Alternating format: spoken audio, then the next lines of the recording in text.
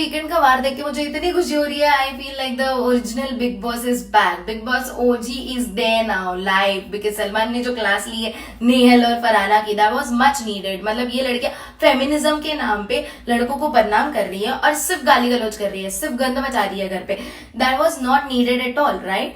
मतलब बजाज ने बहुत ही फ्रेंडली वे में फरहाना को उठाया था. ये क्यों नहीं समझे, बट नेहल ने उसको इतना पोक किया कि भाई फरहाना को रिएक्ट करना पड़ा. एंड व्हेनेवर फरहाना रिएक्ट्स सिर्फ गंद मचता है, सिर्फ गंद मचता है. ये तो सबको पता है.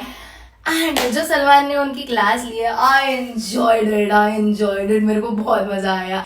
टिल नाउ आई फेल्ट कि मैं सिर्फ तानिया मित्तल को हेट कर रही हूँ, यही एक चुतिया बंदी है घर में. बट नहीं नहीं गाइस, तानिया से भी ज्यादा इरिटेटिंग लोग हैं इस घर में. Like Nehal, she is always after Bajaj. मतलब वो ऑब्सेस्ड हो गई है बजाज से. मेरे को लगता है बजाज ने ये किया वो किया, इतना खाना खाया, यहाँ पे सोया, ब्ला ब्ला ब्ला ब्ला ब्ला ब्ला ब्ला.